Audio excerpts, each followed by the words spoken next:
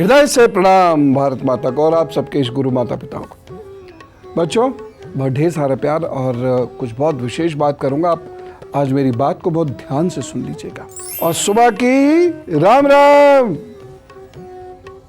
मैं आज एक ऐसी समस्या की तरफ संकेत दे रहा हूं और उसे बचने के तरीके भी बता रहा हूं, जो समस्या कभी 60-65 की उम्र के बाद होती थी, आज 45 के बाद हर दूसरे व्यक्ति और ख़ास तौर से महिलाओं को तो ये है ही है। हाथ पैरों में भयंकर दर्द। और 25 की उम्र के बाद के बच्चे बच्चियां भी इससे प्रभावित होने लगे हैं। हाथ पैरों में दर्द। और कैसा दर्द? जो हमारे गांठों में या जोड़ों में, हड्डियों की संधियों में, बोन जॉइंट्स पर होता है। कुछ विशेष परिस्थितियों में यह दर्द आगे जाकर गठिया का रूप ले लेता है और गठिया को टेम्परेरीली रोका जा सकता है। इसे एकदम शेप में, ओरिजिनल शेप में अगर गठिया हो गई तो फिर ओरिजिनल शेप में चीज़ें वापस लाई नहीं जा सकती। इसलिए इस विषय को ज़रा ध्यान से सुन लीजिएगा और समय रहते चिकित्सीय सलाह अवश्य ले लीजिएगा। लक्षण यदि ये आ रहे हैं तो कुछ उपाय तो गृहजनित करिएगा और बाकी चिकित्सीय सलाह अवश्य ले लीजिएगा। मैं आपको ज्योतिष के माध्यम से इस दर्द की समस्या और उसके निवारण को बताने वाला हूं। पहली बात यह है, ये अर्थराइटिस, ये गाउट, हड्डियों का दर्द बहुत तेजी से बढ़ रहा है। ये हमारे दिमाग में पेबस्त होता है, यानी इसकी जड़ कहीं ना कहीं हमारे थॉट प्रोसेस में होती है और पेट से इसका संबंध होता है। आर्थराइटिस के लिए सबसे ज्यादा जिम्मेदार ग्रह है शनि और बृहस्पति। आर्थराइटिस शरीर के किसी भी हिस्से की हड्डियों को, मांसपेशियों तथा टिश्यूज को प्रभावित कर सकती है। इसलिए इसे रोक लीजिए, चरम तक मत पहुंचने दीजिए। इस रोग में जोड़ों में भयंकर दर्द होता है। शरीर की इलास्टिसिटी धीरे धीरे खत्म होती चली जाती है। शरीर स्टिफ यानी सख्त होता चला जाता है और जोड़ों में, ये जो जोड़ हैं, इनमें यूरिक एसिड बैठ जाता है, जिसकी वजह से जोड़ों का मूवमेंट बंद हो जाता है। हड्डियां टेढ़ी होने लगती हैं, हड्डियों में इन्फ्लेमेशन होता है और भयंकर दर्द देता है, भयंकर। हाथ पैर तक टेढ़े हो जाते हैं और यहां तक चलना फिरना दूभर होने लगता है। भागना दौड़ना तो छोड़ दीजिए। और यंगस्टर्स में ये चीज फैल रही है। किसे ये रोग हो सकता है, यह जानना बहुत जरूरी है और ये मैं आपको हाथ पर बताता हूं। अब हाथ पर आप देखिए, ये वाले दो हिस्सों को खास तौर से समझने की कोशिश कीजिए। ये आपके अंगूठे के पास वाला हिस्सा है और उसके साथ साथ ये वाला हिस्सा, यानी आपकी उंगली से थोड़ा सा नीचे, सबसे छोटी उंगली से थोड़ा सा नीचे। अगर ये वाला हिस्सा दबा हुआ है और ये वाला हिस्सा भी दबा हुआ है, ठीक है, अगर ये दोनों हिस्से आपके दबे हुए हैं तो आपको यूरिक एसिड बढ़ने की ज़बरदस्त समस्या होगी और उसकी वजह से आपको आगे जाकर गाउट, अर्थराइटिस जैसी समस्याएं होने की प्रबल संभावना है। शनि पर्वत दबा हुआ है, यदि ये वाला हिस्सा, ये वाला जो हिस्सा है शनि पर्वत का, अगर ये दबा हुआ है, ठीक, या शनि की उंगली इधर बहुत झुकी हुई है या इधर बहुत ज्यादा झुकी हुई है और साथ ही साथ हृदय रेखा जो यहां निकल के यहां चली जाती है, तो इसका मतलब ये है कि आपको बहुत ज्यादा ध्यान रखने की आवश्यकता है। और यदि ईश्वर न करे सारे निशान किसी हाथ पर एक साथ हैं, तो आज से ही अपनी जिंदगी को बदल दीजिए, अन्यथा कभी चलने फिरने तक की दिक्कत आ जाएगी। मैं डरा नहीं रहा हूं, उपाय भी बताऊंगा, लेकिन समस्या की गंभीरता को समझे बिना कोई उपाय करता नहीं, इसलिए इतनी गहराई से सारी बातें समझानी पड़ती हैं। कुछ लक्षण उभरते हैं, वह क्या लक्षण है इसको अभी ही समझ लीजिए। अगर एक बार लक्षण समझ में आ जाते हैं तो व्यक्ति उसको रोक भी लेता है। ऐसे लोग जिन्हें जीवन में कभी हड्डियों या उसके जोड़ों की समस्याएं होती होनी होंगी, ऐसे लोग सर्दी से परेशान रहते हैं, ऐसे लोगों को सर्दी बहुत लगती है और जन्म के 6 महीनों के भीतर बुखार जरूर आता है, तेज बुखार या निमोनिया, इस प्रकार की बात। बहुत भावना प्रधान लोग हैं, भावुक, अति के भावुक, यानी संवेदनशील सबको होना चाहिए, लेकिन अति संवेदनशील होना भी अच्छी बात नहीं है। यह आगे जाके आपको ऐसी परेशानियां दे सकता है।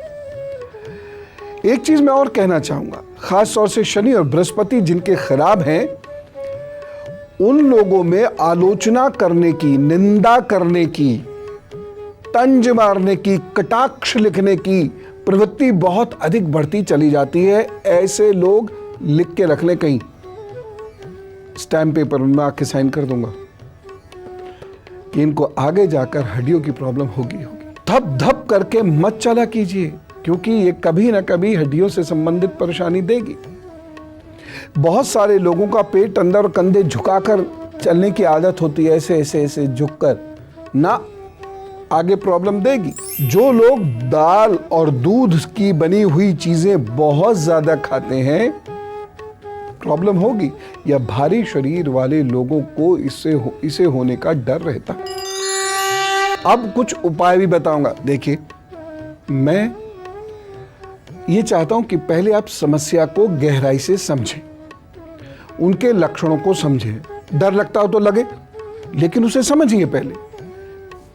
कबूतर के आंखें बंद करने से बिल्ली का खतरा थोड़ी टल जाएगा। उसको समझिए गहराई से, और समझने के बाद जब आपको ये पता लग जाए कि भाई मेरे अंदर ये उत्पन्न हो रहा है या नहीं, मेरे अंदर लक्षण हैं कि नहीं, तो उपाय कर लीजिए, सही होगा, ठीक हो जाएंगे। हजारों लाखों लोग ऐसे ठीक होते हैं। तो अब आप उपाय नोट कीजिए। 400 ग्राम तिल का तेल और 10 ग्राम कपूर सफेद शीशी की बोतल में करके 3 दिन लकड़ी के ऊपर धूप में रख दीजिए, और फिर जहां दर्द होता है वहां उसे धीरे धीरे मालिश करें। ऐसे जोरदार तरीके वाली मालिश नहीं करनी है, धीरे धीरे धीरे धीरे मालिश करें। जरा ये वाला उपाय नोट करें। अश्वगंध, अब मैंने बताया था ना अभी कुछ दिन पहले अश्वगंध की खासियत आपको, तो अश्वगंध और खांड शाम को गर्म दूध से ले लिया करें, और ये दूध पतला होगा और थोड़ा होगा। एक और चीज, भोजन के 30 मिनट के बाद थोड़ी अजवाइन जरूर ले लिया कीजिए। अजवाइन का पानी 5-6 चम्मच और जरूर ले लिया कीजिए। एक चीज नोट कीजिए जरा, ये सारे लोग जिनको शरीर में दर्द रहता है, मांसपेशियों में या हड्डियों में दर्द रहता है, वो सब इसका प्रयोग करें।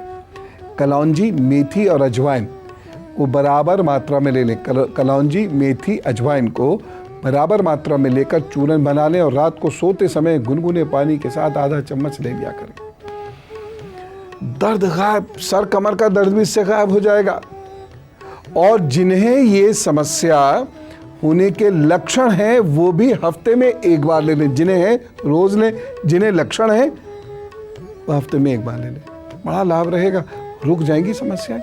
शराब का प्रयोग उन लोगों को नहीं करना चाहिए जिनकी बॉडी में इन्फ्लेमेशन की प्रॉब्लम है, नहीं तो इनको अर्थराइटिस, इनको गाउट और इनको हार्ट की ट्रबल बहुत जल्द होती है। और बच्चों, कभी भी कमर झुका के मत चला करो, कंधे झुकाकर मत चला करो, पैरों को पटक कर कभी मत चला करो। और सब लोगों से एक निवेदन है भैया, आलोचना, खामोखा की आलोचना करना या निंदा करना, जो भी छोटी छोटी चीजों पर भगवान के लिए बंद करो। जिंदगी नरक होती है इससे।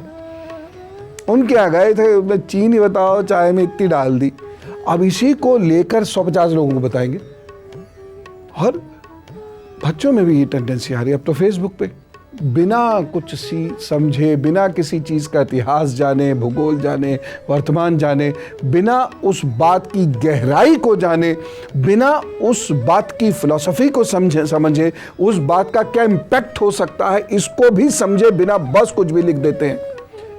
ये सब बीमारियों के घर हैं, बता रहा हूं। आज तो नहीं मानोगे आप, आज तो ऐसे ही बैठ के कर लो, एक और नई बात बता दी, लेकिन आज से 10 साल बाद कहा करोगे सही कहते थे, और तब इसके इलाज नहीं मिलेंगे आपको। इसलिए थोड़ा खुश रहो, खुश रखो, यही अध्यात्म सिखाता है ना। एक और उपाय, सूर्य का दर्शन जरूर किया करें और चंद्रमा का भी दर्शन जरूर किया करें। मैं ऐसे ही कह देता हूँ, चंद्रमा पर दाग धब्बे देखते रहिए, बड़ा है ये बड़ा है, ये दाग इधर वाला कम हुआ है, इस बहाने थोड़ी देर चंद्रमा के सामने बैठेंगे आप। एक और चीज, शनिवार को उड़द का दान जरूर कर दिया, साबुत उड़द का दान कर दिया कीजिए। सब लोग पढ़ा करें, थोड़ा ही सही लेकिन पढ़ा जरूर करें। और सब लोग किसी भी रूप में, वो किसी धर्म के हों, किसी संप्रदाय के हों, वो पूजा अवश्य किया करें। और पूजा कैसी? ध्यान में बैठने वाली, प्रपंच वाली नहीं। तो रोग होने की संभावनाएं स्वतः कम होती चली जाती। और अब गुरु मंत्र, जिसमें हम सावन की परंपरा निभा रहे हैं। अब हम जानते हैं उस ज्योतिर्लिंग के बारे में जो रोग मुक्त करने के लिए प्रसिद्ध है, यानी बैद्यनाथ का ज्योतिर्लिंग। यह बड़ी एक रुचिकर कथा अपने में समेटे हुए है। क्या हुआ, एक बार रावण ने हिमालय पर जाकर भगवान शिव का दर्शन प्राप्त करने के लिए घोर तपस्या की। उसने पार्थिव शिवलिंग यानी पवित्र शिवलिंग बनाकर एक एक करके अपने सर काटकर उस शिवलिंग पर लगा दिया। एक कथा है। इस प्रकार उसने अपने 9 सर वहां काटकर चढ़ा दिए और जब वह अपना 10वां सर और अंतिम सर काटकर चढ़ाने के लिए उद्यत हुआ, तब भगवान शिव प्रसन्न और संतुष्ट होकर उनके समक्ष प्रकट हो गए और रावण को सर काटने से रोक दिया और उसके बाकी के 9 सर भी वापस जोड़ दिए तथा रावण से कहा, मांगो वर। तब रावण बोला, अब मुझे ये शिवलिंग मेरी राजधानी लंका ले जाने की अनुमति दान कीजिए। भगवान शिव बोले, अच्छा ठीक है, यदि तुमने यह शिवलिंग मार्ग में कहीं भी भूमि पर रखा तो ये वहीं स्थित हो जाएगा। रावण को तो बड़ा अहंकार था, बोले ठीक है। उन्होंने इस चीज को स्वीकार किया और शिवलिंग उठाकर लंका की तरफ चल दी। चलते चलते एक जगह मार्ग में उसको लघु शंका हुई। वह उस शिवलिंग को एक ग्वाले के हाथ में पकड़ाकर लघु शंका के लिए चल पड़ा। उसको शिवलिंग बहुत भारी लगा, जिस ग्वाले के हाथ में पकड़ा दिया था शिवलिंग, और विवश होकर उसने शिवलिंग को वहीं भूमि पर रख दिया। रावण जब लौट के आया तो उसे बहुत प्रयत्न करने के बाद भी उस शिवलिंग को उठाने में कोई सफलता प्राप्त नहीं हुई।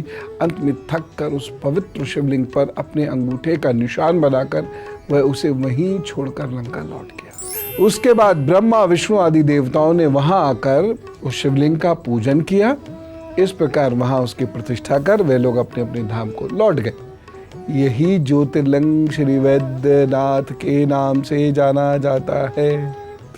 आज भी शिवलिंग के ऊपर अंगूठे के आकार का एक गड्ढा है। मान्यता यह है कि यह वही निशान है जिसे रावण ने अपने अंगूठे से बनाया था। यहाँ बहुत दूर दूर से तीर्थों का जल, नदियों का जल, सरोवरों का जल लाकर अर्पित करने की परंपरा है। तो अब चलने का वक्त हो गया है। आज दिन में बहुत खुश रहना है और बहुत मेहनत करनी है। हर क्षण का सदुपयोग कीजिए। किसी एक बड़े विद्वान ने कहा कि जब मैं चलता हूं तो बहुत सारे कुत्ते मेरे अगल बगल भौंकते रहते हैं। यदि मैं हर एक को ईंट मारना शुरू कर दूं तो मैं कभी भी 2 कदम चल नहीं पाऊंगा। कितनी बड़ी बात है। इसलिए मैं मस्त होकर अपने मंजिल की ओर बढ़ता चला जाता हूं। ऐसे आप बढ़ते चले जाइए, खूब काम करते हैं और खुश रहते हैं। चलता हूं। राम राम, नमस्कार।